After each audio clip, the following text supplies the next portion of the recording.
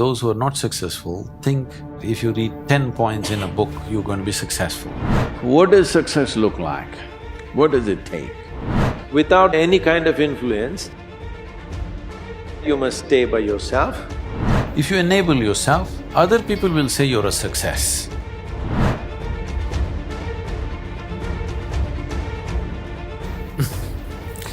If there were tips for success, everybody would have been successful.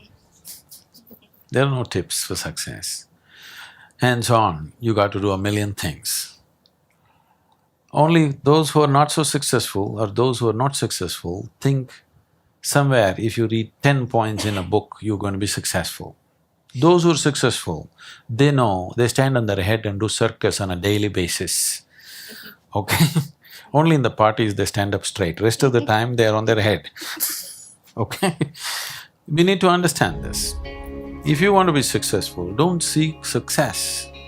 What you seek is competence. If you enable yourself and if you do something well, other people will say you're a success. If you think I'm a success, it's foolish, isn't it? You're doing something and you're doing it well, other people in the town or in the country or in the world, people will say, oh, he's doing something really successful. They're looking up to you, that's fine. You look up to yourself, that's madness, okay? You don't seek success, you seek empowerment, you seek competence. You do the best that you can do. You cannot do as well as somebody, but you can do the best that you can do. So if you do your best, if your best is good enough, world will recognize. If it is not, you will be happy.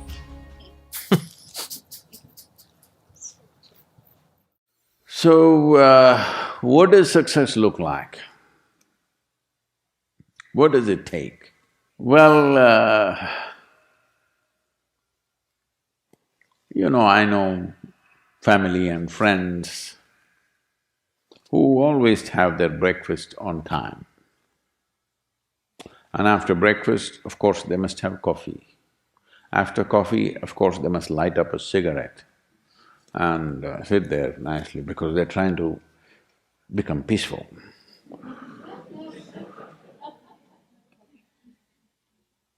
And then they will go to work, come back home exactly on time for lunch, eat lunch, rest for 1 or 2 hours, sleep, then evening have one tea and then smoke, and then again go to work. And 8 o'clock, 8:30, they're back home for dinner and then maybe other things, drink and this and that and whatever. But those who have been very successful, either in music, sport, art, business, spiritual process, doesn't matter what, those people never know when they ate, when they slept, when they got afternoon rest. I've not seen such a thing in my life.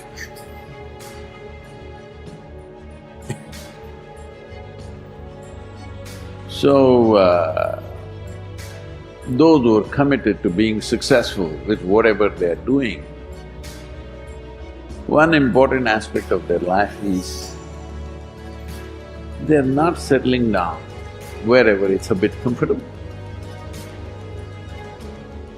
Because comfort will happen when they lower you to in the grave, very comfortable you are, Right now, it's about ensuring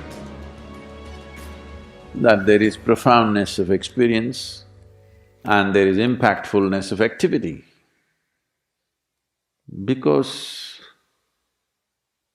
if they had given you a limitless amount of time, you could do all those things, nothing wrong, I'm not against them. But they gave you such little time with such tremendous potential of being human, that's the problem. For every one of you, your life is precious, isn't it? It's a precious life. If something is precious, where do you want to invest this life? Because what you call as my life is just a certain amount of time and energy, isn't it? Yes? As you sit here, your life is ticking away or no? What is ticking away is not time, what is ticking away is your life. Yes or no? So this energy that you call as my life, How are you going to invest it? Because it's going to if you're doing something truly worthwhile, it gets over before you know what happened. Only if you're doing something worthless, it feels like a long life. Have you noticed this? On a particular day when you're very happy, 24 hours, poof, it went off like that, like a moment. You're miserable, 24 hours feels like 10 years. Have you not noticed this? So only miserable people will have a long life. Joyful people, life goes away like that, as if it's a couple of days. It passes away like that if you are creating what you really care to create.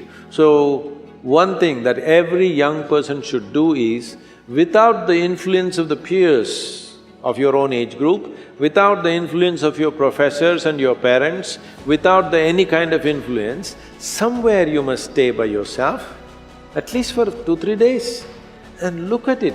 What is it that I want to invest this precious life into? What is it that will be worthwhile today and worthwhile after 50 years for me to invest myself into? You invest your life into that, whatever it is. However small, big, it doesn't matter. If you see that this is something truly worthwhile and you invest your life in that, this will be a life of fulfillment.